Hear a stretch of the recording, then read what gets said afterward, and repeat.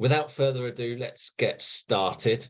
I'm Andrew Cannon, creator of the Art and Science of Joy and the Year of Joy initiative, which this live event is part of. So we're already in August, which is really hard to believe. So over 30 weeks, we've been inspiring and empowering people to find more joy in their lives, whether that's through improving their well-being, their sense of belonging, having a positive impact, or simply having fun. And we've tried to cover a lot of those themes over the last few months, and it's super exciting to see the buzz in the community. So if you're not yet a member of the community, I think Shari could well post in the chat the link where you can go ahead and join. We'd love to see you there. It's fantastic. And talking of Shari, I'd love to introduce Shari. Shari is our joy reporter and spokesperson, also known as America's Joy Magnet, and an author, definitely of the book Love Yourself Happy. You can see it behind her there on the shelf. And now getting very much into the world of media. Exciting things going to happen in Shari's life over the next few months. So welcome, Shari, and I'll pass it over to you to introduce Nick. Yeah, thank you so much. I always say when the media, I've been branded as America's Joy Magnet, and I was like, what a bad branding job, Shari, because you've limited yourself to America. So I've got to work on that and make it the world's joy magnet. So I'm excited to be with you, all of you today. Thank you so much, as Andrew said, for coming today. The Year of Joy is an amazing, amazing initiative, and we hope that you'll continue to stay connected with us. So let me talk about this amazing man that is sitting here with us. I had the pleasure of doing a short interview with him, and I honestly couldn't get enough, and I know you're going to enjoy today. Today, we are talking about how to forge ahead, a lived experience guide to resilience. Nick Elston is a leading inspirational speaker on the lived experience of mental health. He's an award-winning mental health engagement and lecturer and a transformational speaking coach. Nick writes for many global publications in the HR and L&D space, including HRD, HR Zone, CIPD, to name just a few. Nick works all over the world as a professional speaker and coaches others to speak authentically, vulnerably, and emotionally to help people find their voice. Welcome to today. Nick, great to have you here. Thank you very much. It's great to be here. Thank you for the lovely introduction. I'm going to have to take you with me everywhere I go now. So that's really good. So hey, everyone. So thank you, Shari. I appreciate that. So yes, my name's Nick. I'm an inspirational speaker on the lived experience of mental health.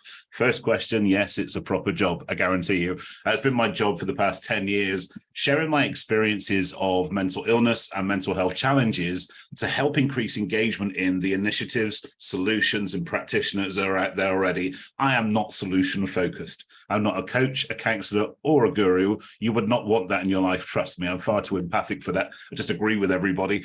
Be a rubbish counselor. But for me, the gap is the engagement. When we do need to reach out for help, why don't we reach out for help? And not exclusively, but especially as men, that has been a real challenge. So that's kind of part of the space that I work in that engagement piece. With my other cap on, or the other 98 that I own, I'm also a transformational speaking coach, and I help people to change their experience by changing their narrative. It's not presentation skills, as you're about to bear witness to. That's the bit that I work on, actually using our narrative, finding our voice to change our experience in life. And today's topic of how to forge ahead is this kind of lived experience guide to resilience. This is going to be very different from any other mental health or wellbeing initiative you've ever attended before. I promise you that. I hope in a good way, because I don't focus on what mental health and resilience and anxiety is. I look at what it does, how it affects the decisions we take, the opportunities we go for, the relationships we choose and the ones we choose to stay in, essentially how it stops us from living a life on our terms. And I work with all these different organizations as part of their mental health strategies, as a lecturer as well on the lived experience of mental health, do a lot of media work. I also work with the Ministry of Defence here in the UK with frontline military, with the frontline emergency services. I also coach prisoners' public speaking skills as a transformational tool, a one-of-a-kind program that's delivered here in the UK. And I also deliver the same in the education system as well. Parents will get this. Prisons far easier than schools, trust me. Not only do I get backup in prisons, I get armed backup in prisons. It's double bubble. I coached 90 12-year-old boys to publicly speak last week. It was herding cats to a whole new level. My business is called Forging People. And actually, it came from a line in my talk talking about resilience, that in life, we can either allow our adversities and our challenges and our experiences to negatively impact us for the rest of our days, to negatively define us, or we can allow for those things to forge something better, to forge something beautiful, to forge something powerful, something that wouldn't have existed without you going through your stuff in the first place. And for me, that's where it all starts to make sense. I do believe in the power of transformation through speaking. Now, I want to share a little bit about my background, a little bit about my story, purely as context. This isn't like a kind of America's Got Talent kind of sob story, Coldplay aren't going to walk in and play Fix You in the background. We kind of feel that broken people come from broken environments, and that can absolutely be true. But also we know it cannot be true as well. You can have the right environment for success, happiness, love, joy, but things can still go wrong along the way. Now, my stuff came from having mental illness in my childhood. I developed obsessive compulsive disorder after witnessing a family accident, and that's for a whole different presentation altogether. But the point is very valid. Mental illness, especially as OCD, comes as a very strong, severe reaction to a very severe action. So how it manifested in me was I started to check gas switches in sets of 3, light switches in sets of 3, and sockets in sets of 3. And if I didn't do those things, I would kill or bring harm to my family. Now, you may feel that's highly irrational, and you'd be highly right. That's highly irrational. However, rationality goes out the window when obsession and compulsion are thrown into the mix. So as I got older, because I'm 45 now, don't judge with a hard life, hence a grey in the beard. But back in the day, the treatment for OCD, the solutions that were around OCD, it's one of those things that is commonly known as a term, but much trivialized, I believe. So as it wasn't fixed the way that it would be now, it kind of morphed into something called generalized anxiety disorder, or GAD, which statistically is more common, but less commonly known. And I think we don't talk about high anxiety in the right way. We may know what the diagnosis looks like. We know what the bullet points of high anxiety look like, but there's some things that we just don't talk about, especially in professional environments, that has to be said. Hence the reason why I do what I do, I guess, is, do you constantly ruminate on things that have gone wrong before? Past situations, past relationships, past choices, and you replay those situations with a very real and very current feeling of guilt, remorse, regret, anxiety today. And when we replay our past in the present, we're never remembering something in its accuracy or its entirety. So the worse we'll feel today, the worse we'll reflect on what's been. Now we can understand why our narrative changes. It is a barrier to joy. But also it affects the way that we aspire and we set goals, and it also affects our sense of belonging. We don't feel we can aspire to be any greater, any better, any further along than where we are right now. So we start to catastrophize what's to come. We start to live in a constant kind of state of fear. But here's the kicker. We could be very successful, driven by high anxiety. We could be highly performing, driven by high anxiety and high nervous energy. But you can only run for so long until you stop, and therein lies the problem. So through education, what can be a brutal environment for a young adult with mental illness, actually what I found was it was kind of the formative part, the conditioning part of how I went forward in adult life, that I found out very early on that people-pleasing was a fantastically effective mechanism, utterly destructive, but fantastically effective to be everything to everyone. So therefore, we fly completely under the radar. So from the outside looking in, I was successful, top grades in every school. I was head prefect in every school. So from the outside looking in, I was successful, but it was a safety mechanism. It was a survival mechanism. And that was the real kind of cornerstone of how I started to go forward and form this environment to be able to thrive despite the mental illness going forward, how I could forge ahead, but not knowing that's what it was at the time. And even though this sets the experiences of myself at the moment, think about your biggest challenges are in your life. Think about your biggest challenges in adult life right now. Very often when it comes to mental health, for sure, and our barriers to resilience, and it can be anxiety. Absolutely. It's kind of why I'm here. But it wasn't just attached to mental illness. It was also attached to a family situation at the time. There was the family unit was breaking up. There's lots of different things going on. There was alcohol issues. There's lots of different things that are coming up. So therefore, that sets the blueprint of how we go forward in the world.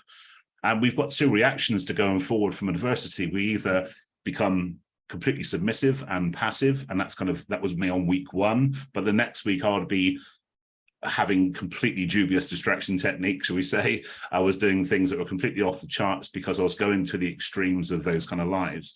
Now, the interesting part is that it can also affect things like physical and body image, for example. Now, you won't get this right now because we're on a virtual call, but I'm 6'3", 24 stone guy. I ain't small. However, my association with being big, it's a strange one, actually, because the closest relationship I had, the guy I loved the most in the world, was my granddad. And as much as I miss him and love him every single day of my life, in between feeding me rounds of food, he would say he's a big lad, he loves his food. I'm a big lad, I love my food. Kind of screwed now, so I built a brand on it. But the point is, it's an interesting, because he was ex-Navy, so very alpha kind of mindset, big is good, big is strong. So when I've come to address that in adult life, again, a barrier to be able to forge ahead was, even though physically I know it's not healthy for me to be the weight that I was, especially, and I'll share a little bit more about that as we go through, it actually felt like a comfort zone. When I was trying to address that, it felt like I was going against him. Interesting one. So some of your biggest challenges will actually fly completely off the radar. The third element actually kind of falls under that umbrella as well, and that's my relationship with alcohol. I have a bad relationship with alcohol, but I didn't realize I did until 2019, which was very recent in my journey. But I guess it was kind of a wake-up call that I was rushed into hospital near where I live, and I had a mega high blood pressure, and the consultant said to me, "Mr. Elston, you've got a very big heart." I said, "Thank you very much. We've only just met." He said, "No, it's not a good thing." So it turns out I have this hereditary heart condition. The medication they put me on to correct it meant it would address the enlarged heart. Amazing science. However, if I drank alcohol, it would nullify the impact of the medication. So like anybody could, if they could, I stopped drinking immediately. And it's only then did I realize what a hold alcohol had on me, because even though I could go weeks without drinking, which by society's definition, I never had a problem, what I found was if I had a great day, I'd reach for a pint and then go to 20. Or if I had a bad day, I'd do exactly the same. So there was a kind of a punishment and reward mechanism going on here, but I never really realized. To mask social anxiety, still at that point, you could put me on stage in front of thousands of people. I wouldn't experience that, but put me in a room full of people that I knew, and I would still experience social anxiety. Alcohol was a very effective yet destructive mechanism that I used to counter social anxiety.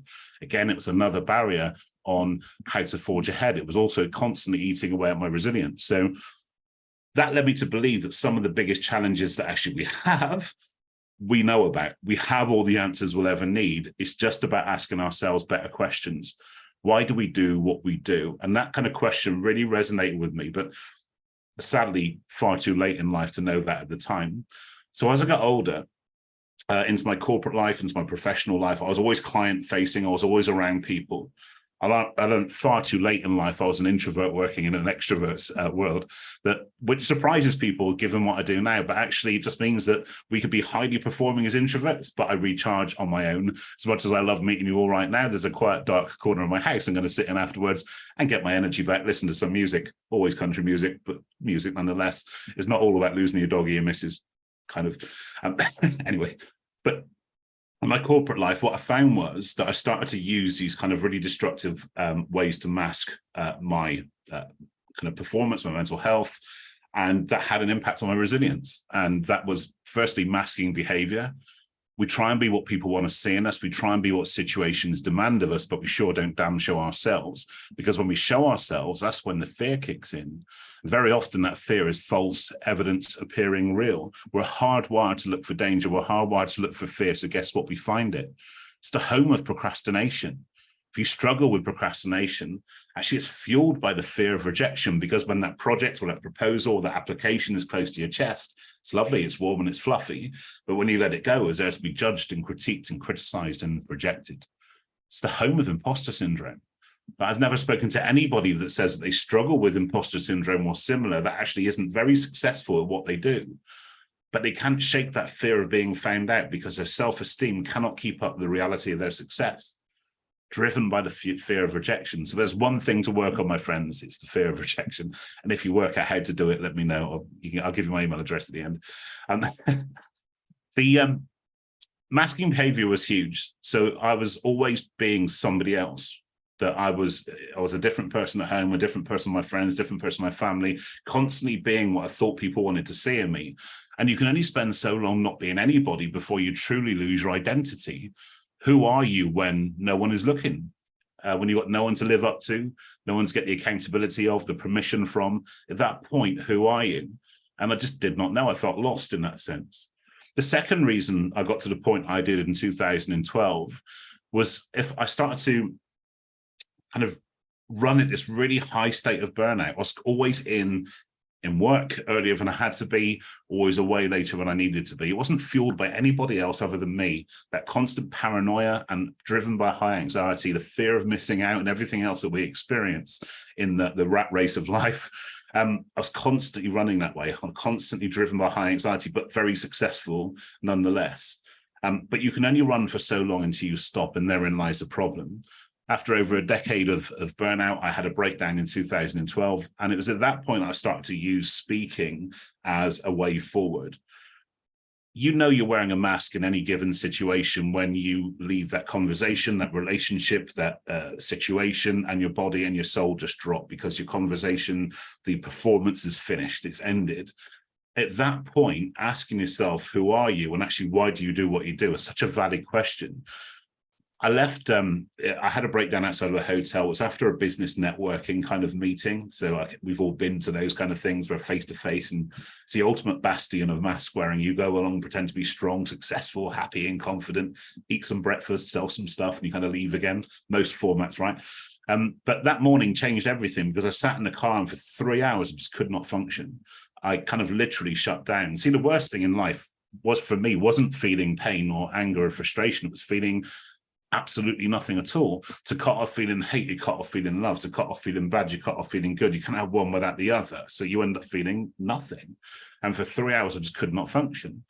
And it's at that point I started to realize that this was going to be something that consumed me, or I had to let it out. And thankfully, I decided to let it out.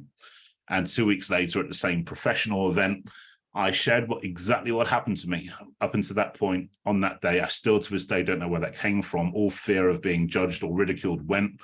And what I found was, despite what you hear on the news and popular media and social media, humans are essentially good. Go figure, who knew? Humans do actually want you to succeed and support you if you only tell people what you need.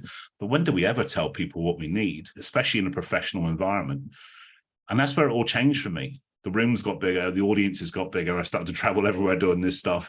And the rest, as they say, is history. But I realized two things on that day. The first one was I can never be a coach, I'll never be a counselor because I'm far too empathic for that. Felt massively overwhelmed because people start sharing their stuff with me. You see, the thing about vulnerability, the thing about sharing people the truth without the filters attached to them means that people start trusting you enough to share their stuff with you. And that was a conversation I started to have straight away with people that I've known for ages, started sharing their stuff with me. And I realized straight away I did not want to be solution focused, but the thing that really impacted me the most is, why do we all, you, me, everybody, have our challenges and our adversities, but we still won't value ourselves enough to reach out for help, but we'll be the first to help somebody else up? And that's the interesting question that really fueled me to do what I do now. And as I said, the rooms got bigger, the audiences got bigger, and that's what brought me to your door. Look, for the rest of this session, as I said, it's just a very short session. But hopefully, if my role isn't to give you the solutions or to give you the tools to resilience, for example, but my role is to sow the seeds of better questions, is to give you different information so that you can ask yourself better questions, because you have all the answers you'll ever need. It's just about asking better questions. And one of the biggest learning points for me straight away was understanding that the same experience can happen to two different people and send people in two completely different directions.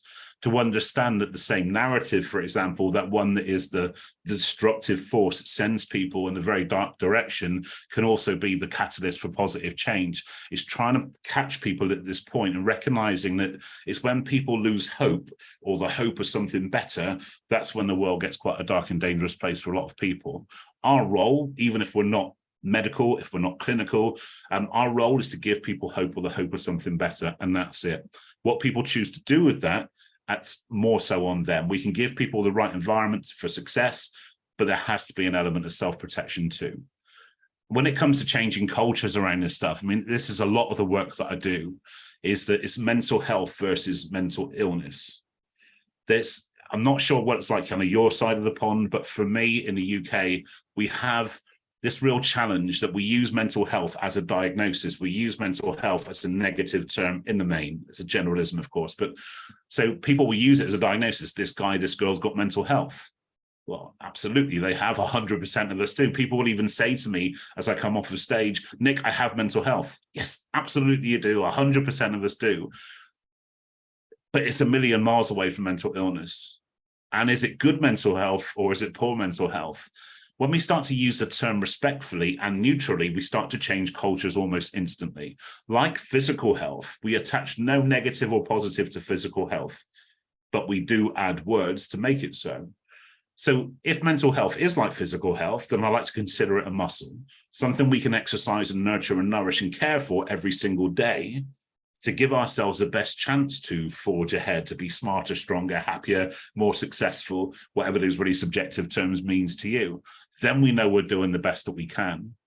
And again, why do we do what we do? I mean, in the past decade of doing this, I've had thousands of conversations with people experiencing all extremes of life. And I guess like a lot of you, I work with very heavy environments too, not just the prison system. I work with victims of domestic abuse. I work with young adults that have had very poor male role models growing up. And we all know what I mean by that.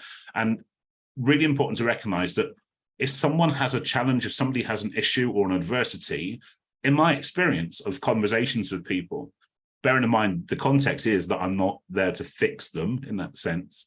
So then they'll give me the truth, weirdly. Conditioning. So being a product of their environment, whether that's personally or professionally, we're defined by our environment. Their narrative. It's not about how they talk to other people, nor is it about how other people talk to you. That's purely a reflection on their world. It's about how we talk to ourselves. Really tuning in to how you talk to yourself. I was on a BBC panel event a few years ago now. We were talking about this narrative thing, and an amazing psychologist I was sitting next to, an amazing lady, said that if you say to yourself in the morning, you're not feeling life right now, you may say to yourself, I am rubbish, or words to that extent. Mine are a little stronger usually. Then that's you. You own that. That's in the first person, I am rubbish. However, most of us will say you are rubbish to ourselves. Interesting, because that's what somebody else has told you enough for it to become your conditioning. We can be reprogrammed by other people. We can be reprogrammed by our environment. So narrative is huge.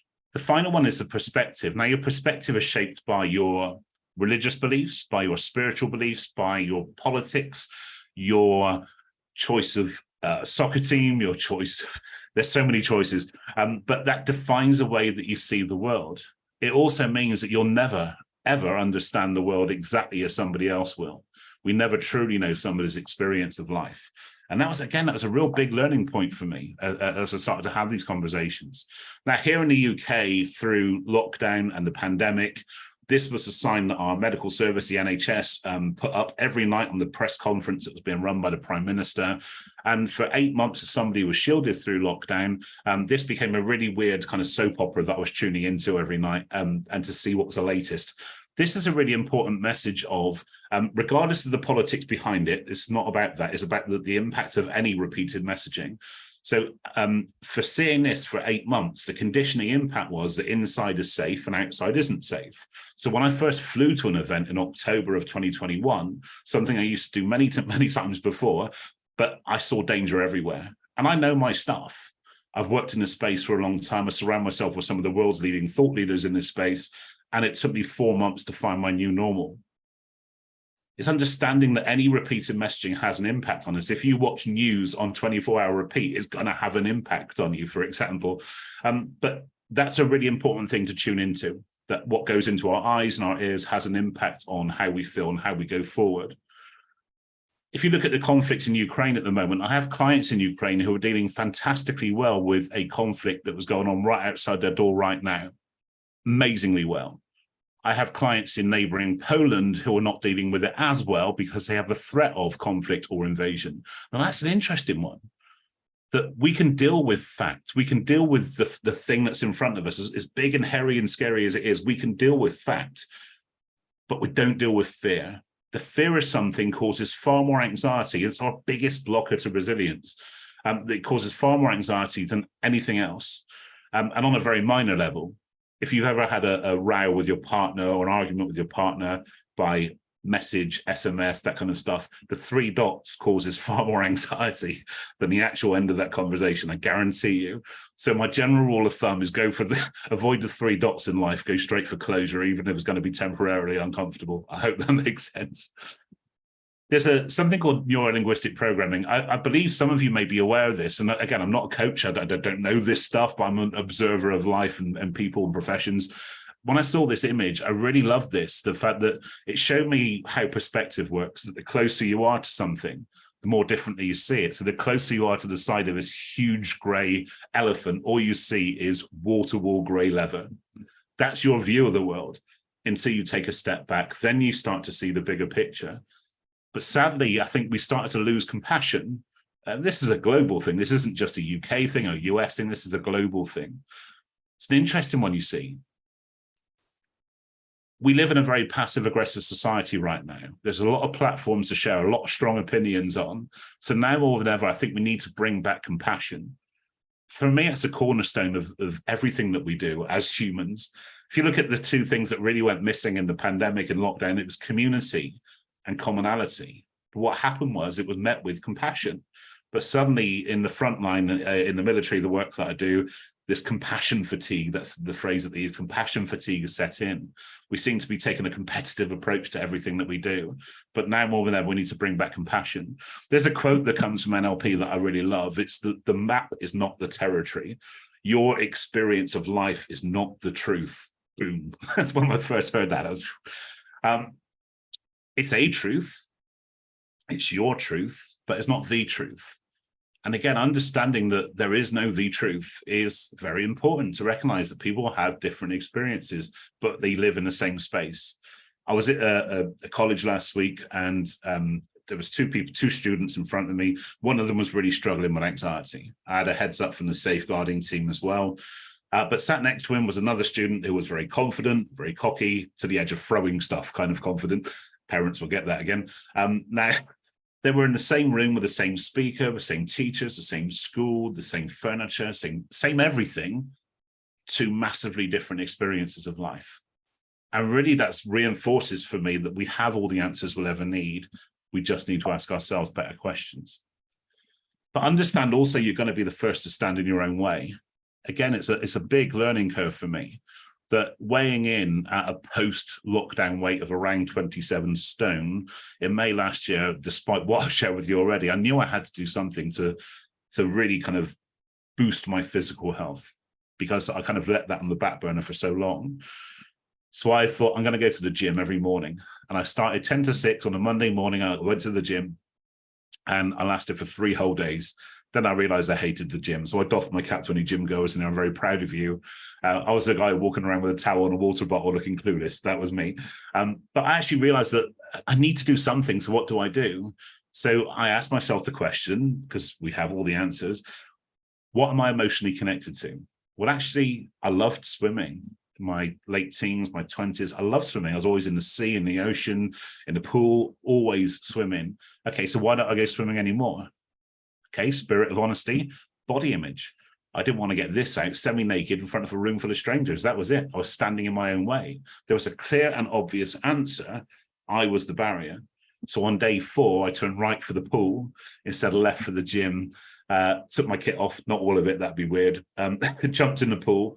And not only did nobody care, but also the other strange people that get up at 10 to 6 in the morning to go swimming come over to say hello, and they introduced themselves.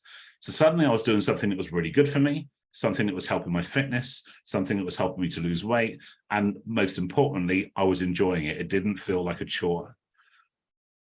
I'm not a details guy. You'll get to know this about me. 3 steps is enough steps for me. I'm awful to coach.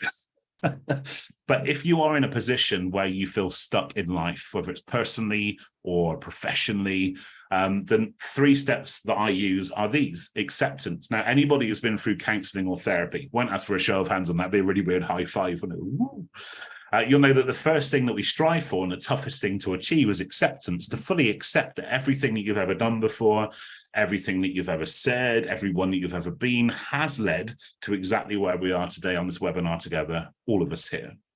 That's the undeniable truth, because we're here.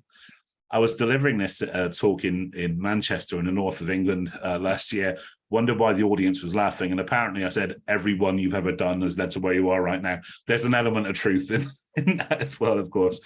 But once you find acceptance, you start to build a future based on it's what you do next that counts kind of mentality. Without that, you build a future based on fear.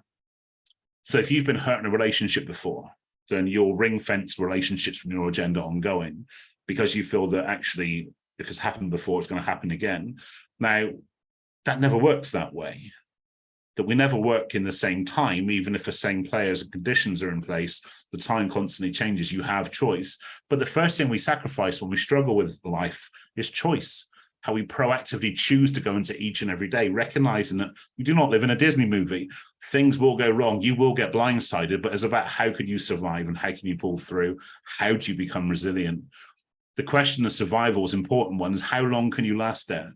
If you've accepted you're in a place you don't want to be, feeling a thing that you don't want to feel, in a situation you don't want to be in, how long can I stay here whilst I bust a move? Important question, because it gives you a time frame. Now, in your professional lives, you'll probably do this every day, project focused, goal focused, aspiration focused, but we never apply the same principles to our personal lives. If we start to kind of turn our personal challenges into a professional project, we start to move through these things a little quickly. It's nice. Evolution is the acceptance of how we used to live and learn 3 years ago, for example. It's very different to how we live and learn today. Hence, we're all here today. However, the reality is it could be very different a month from today. That's how good we're having to get with change. But the problem is we have the same relationship challenge with change than we do with mental health. It's always used in the negative. You see, what I found is that when we feel that there's a change coming, we feel that change will come and find us and us alone, punch us in the nose and run away. But take it from an old guy looking back. It's only been through the periods of chaos that the magic has happened.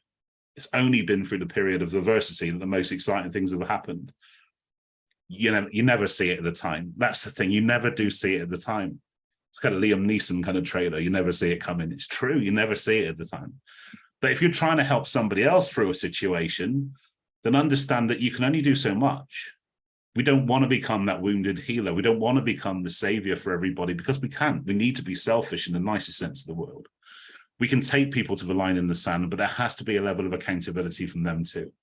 We can catch them the other side, but it's a really important thing to recognize, especially as people on this call who help other people, decent human beings, according to Andrew. Got no reason to doubt him right now.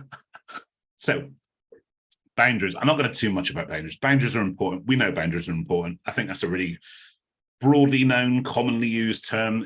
But actually, there's one thing about boundaries that we never really anticipate. Boundaries aren't the problem. It's the expectations that are the problem. So if your email response time pre-pandemic was 4 hours, and now it's 8 hours for whatever reason, your boundary is my email response time is 8 hours. But unless you communicate that to anybody that it impacts, nothing changes. In fact, the stress levels only increase. The pressure on you only increases. It's about having the courage to communicate to people how you want to live.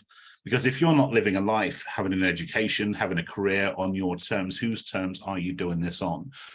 That thought was enough to scare me daily, every day, because you will be doing it by somebody else's terms. This is Mark Twain, not Albert Einstein, as somebody said yesterday, but paraphrasing, but some of the worst things in my life never actually happened. Now, how true is that? We constantly choose to create anxiety about things that never happen.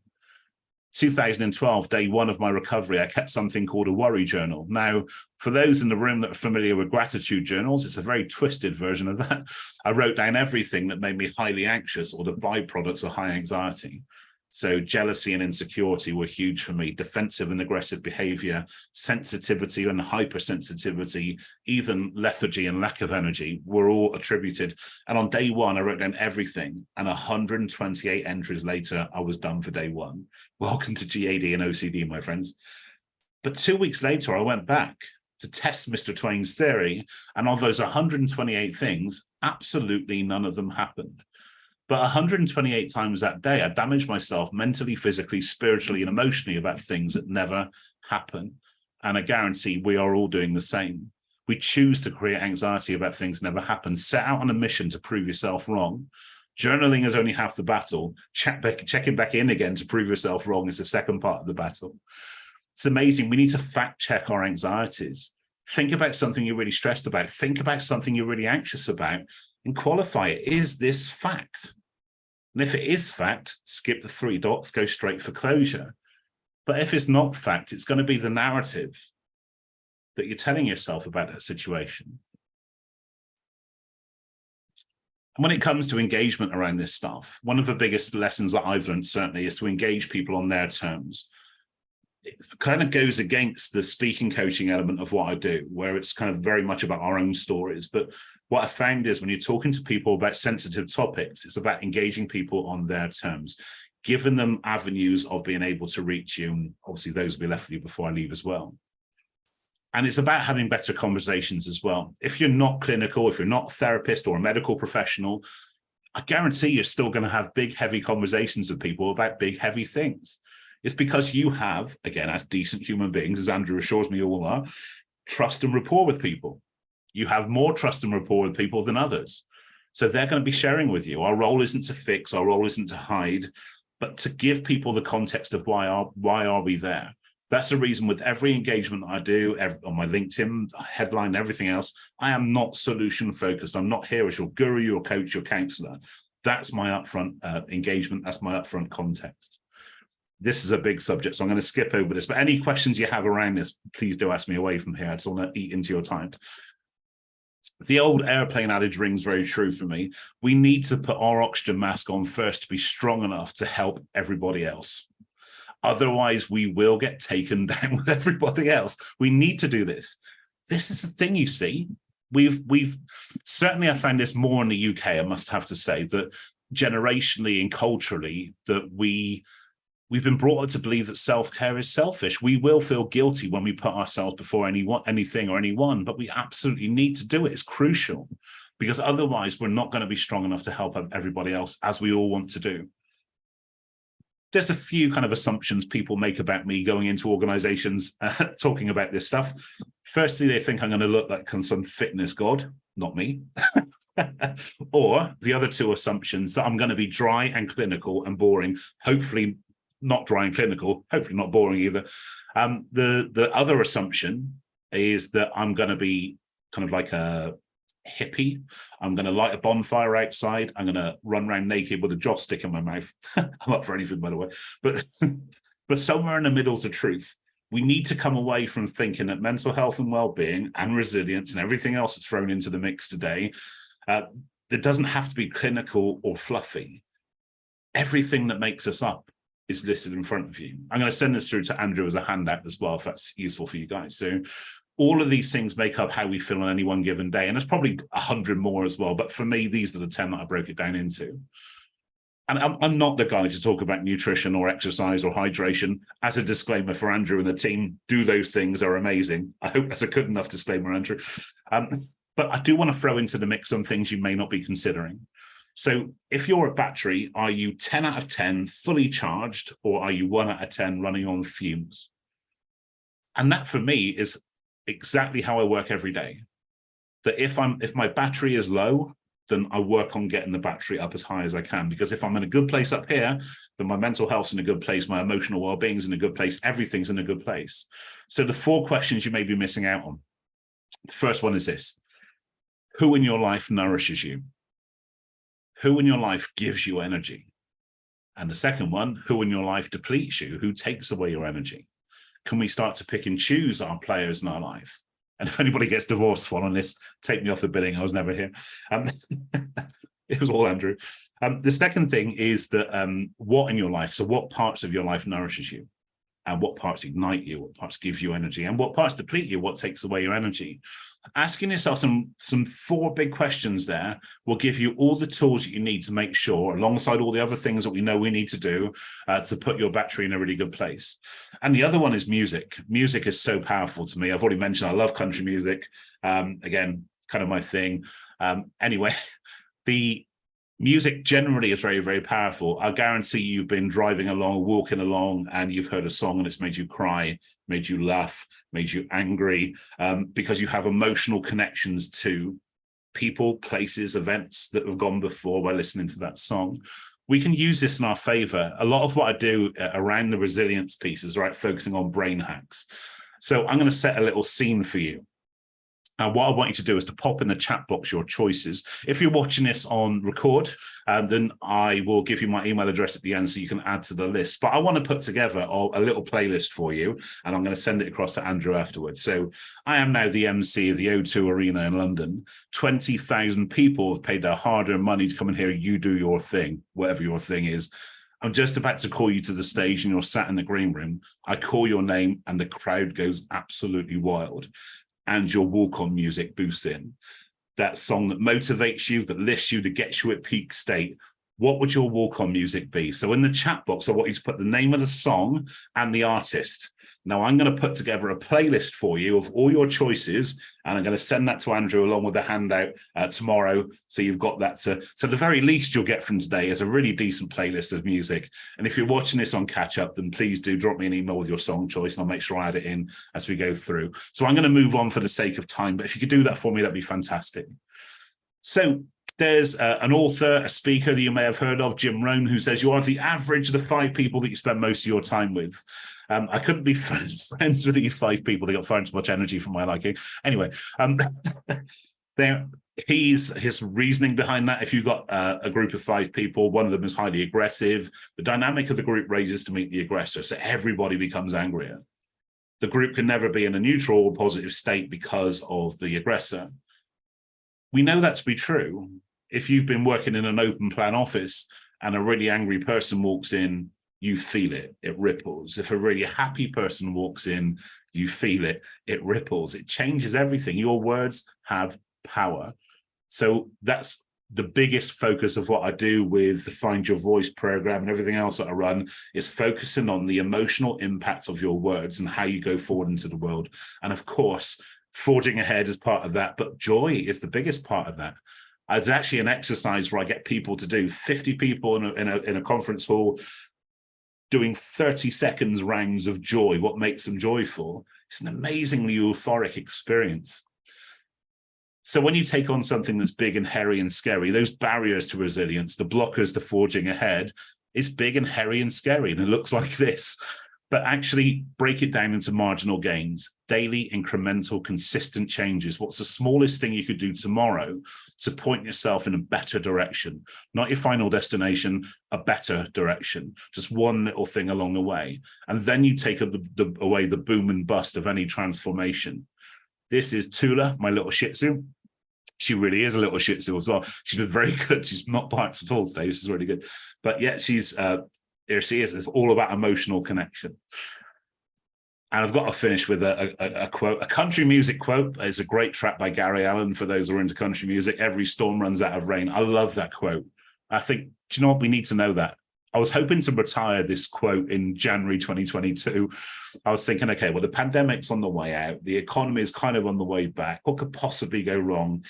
Global conflict. We had a change of 15 prime ministers, whatever we had in the year. We had a change of monarchy. All these things going on in the world. And we're still saying every storm runs out of rain. But it's true. Everything you've ever lived through, survived through, you survive because you're here. Most of the time we thrive. Most of the time we learn. Most of the time we evolve. But we'll never see it at the time, because it's when people lose hope or the hope of something better, that's when the world gets dark and dangerous place for a lot of people. Our role is to give people hope. Our role is also to give ourselves hope and to reassure ourselves with that same message as well. And every storm does run out of rain. This will pass, whatever this is. And that's the biggest blocker to forging ahead. Our biggest blocker to resilience, I've already mentioned already. So that's me. Thank you so much for joining me on today's session. It's been a real pleasure to be here as well. And if you do want to reach out directly, I'm not on social media other than LinkedIn. That's probably a whole different presentation altogether. That's a mental health protection thing. But if you do want to reach out, it's nick@nickelston.com. It doesn't come to my team. It comes straight to me. I'm on LinkedIn. If you do want to join me on LinkedIn, the website and podcast, The Nick Elston Show, which I need to get Andrew on. That's a good reminder of, actually. And also Shari as well. And also I have a YouTube channel as well. So please do reach out. If you have any questions, as I said, please do reach out. It's been a real pleasure to meet you all today. Who knows? Our paths may even cross again in person one day, and you'll get the biggest bear hug you'll ever had. There you go. Thanks very much. Thank you, Andrew. Thank you, Nick. Thank you, Nick. Great stuff. We do have a couple of questions that I'd love to hear your answers to. But first, who's the quote? I didn't get the name. Every storm runs out of rain. Who said that? It's a great track by Gary Allan. Gary Allan. Yeah. You're going to sing it for us? No, you wouldn't want to hear me sing. I can play Amazing Grace very slowly and very badly on this guitar at the moment, but it looks good on the wall. Always be honest, right? Always be honest. Yeah, and I love it. I love it. It reminds me of the quote or the phrase that this too shall pass, which I remember being in a training session, actually a Buddhist training session, and the thing was the question was, well, what do you do when you're in hell? And the next question, well, what do you do in heaven? And her answer to both was, you keep moving because this too shall pass. Yeah. Absolutely. Very, very true. I love the song choices as well. Excellent. Yeah, some great songs in there. We had a question about, Nick, if you have any recommendations for books, yeah, loads. TED Talks, any speakers or anybody you would recommend people could also check out to learn more about what you're talking about? Yeah, genuinely a lot. So I'll compile a list for you all and send that through with a handout. I tend to go down the route of, I try to listen to people that aren't like me. I'm very aware that you look at things like social media, for example, can very much become like an echo chamber if people listen to people like you. So I do listen to lots of different things, lots of lived experience and things that I would not experience. But yeah, I will compile a list of some kind of common gems for sure. Yeah, fantastic. That'll be wonderful to get that. Thank you, Nick. Another question about acceptance, or perhaps related to acceptance, forgiveness. Yes. Right? So is there a role for forgiveness of self, forgiveness for others, or is acceptance enough? And it's something, as an old recovering Catholic, sometimes I question myself about whether we need to go down that road, or should we just accept and move on? This is a great question, actually. And I would say, in the spirit of honesty, I think it was one of the last things I had to navigate. That it was, like I said, forgiveness is, I always assumed it had to be this big kind of like medieval kind of show, like I forgive you kind of thing. Don't chop people's heads off. But I always thought it's that kind of thing. It had to be quite but I was kind of taught and by somebody that I used to work with, that actually you can forgive people through things like, even through meditation, through mantras, that kind of stuff, and actually start to work it through. Meditation works okay with me. It's something I need to work really hard at, if I'm honest. So I tend to kind of find more, should we say, off-piste ways of achieving things. So I quite like pop culture references. So there's a hit show, I believe it's in the US as well, Ted Lasso, that was on Apple TV. There's quite a few quotes now on forgiveness. The one I like, and the one that's actually on my wall right here, is a picture of a goldfish. You go to say, you need to be more goldfish, like kind of they experience, forget, move on. And that's kind of what I try to do, is to be more goldfish. I quite like that. Those simple things really work with me. And I'm sure there's better, more, not just clinical ways, but more kind of spiritual ways of doing that. But for me, that kind of, the short, sharp impact works for me. Does that make sense? Yeah, absolutely does. Absolutely does. And I love that goldfish impression. It's actually quite relevant, as we've recently found out that the human short-term memory is now shorter than the goldfish's due to social media. So we're actually getting there, whether we like it or not, all becoming goldfish. So maybe that's a positive outcome of all of this. It really is. I think it's just a case of, sometimes I think it's more about acceptance and forgiveness. I think it's the things that are linked to forgiveness that we have trouble with, or I have trouble with. That was things like guilt or remorse, or those kind of things. Things that you cannot go back. You can only focus on what's ahead, and sometimes that realization is quite stark. But you do work through it. I think that keeping focus, keeping busy, keeping the eyes on the prize while still focused on your recovery.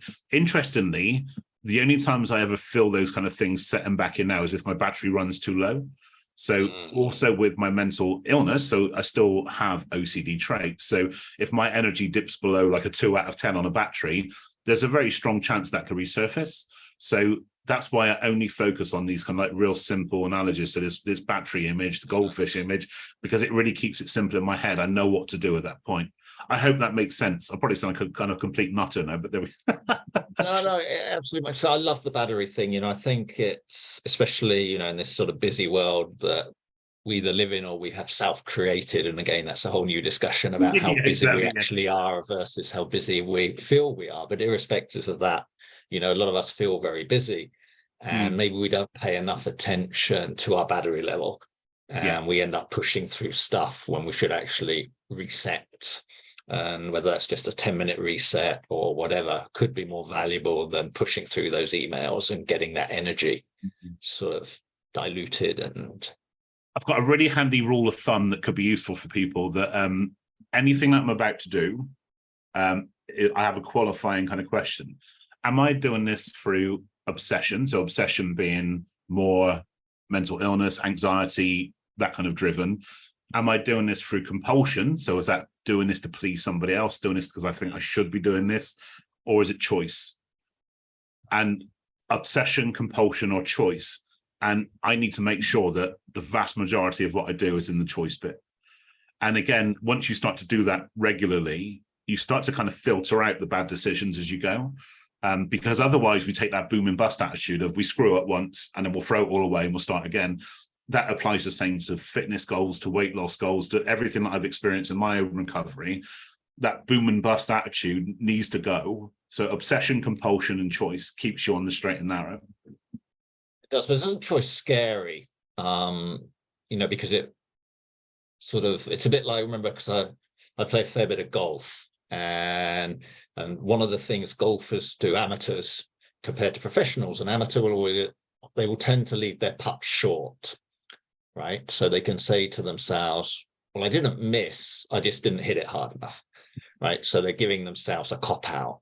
But I think it's the same in life, right? If you don't take responsibility, if you're not making choices, you can become the victim, and therefore not take any responsibility for yourself, and maybe think you're getting away more easily with it somehow. Absolutely. It's about extreme self-awareness for me, actually being fully responsible for everything, including the things you screw up on and the things if you look at even basic examples. So I was doing a piece yesterday for I think that's for CIPD again, on the entrepreneurial world. So if you look at entrepreneurs, like people on this call like yourself, that you'll think nothing of working till 11 or 12 at night, but you'll feel guilty if you switched off at 2 o'clock in the afternoon.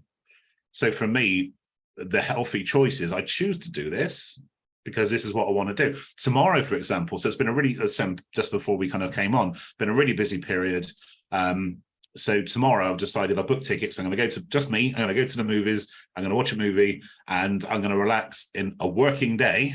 And automatically the guilt started to come in. I should be doing that, really. So again, I was really focused on the choice. The compulsion was I should be doing something else. The choice was actually I just want to go and switch off for a couple of hours. And then, does that make sense?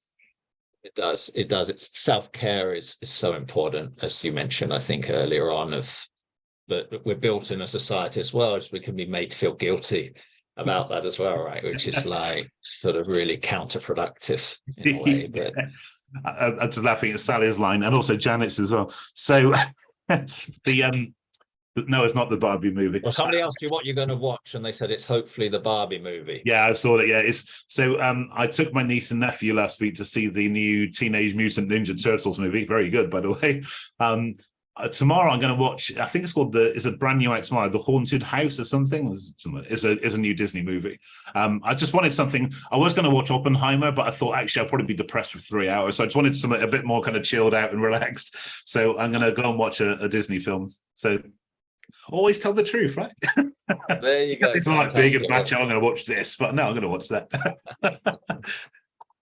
Excellent stuff. Excellent stuff. Well, whatever you're going to do, enjoy it. And unfortunately, we've come to the end of our hour, so we're going to have to leave you for Nick and say thank you very much on behalf of everybody in the Year of Joy community for coming on today and inspiring us really with many great questions. I think that's the biggest thing I took out of today, is to learn to ask ourselves the right questions. Absolutely. You have all the answers you'll ever need. Answers. Yeah. Exactly. That's fantastic.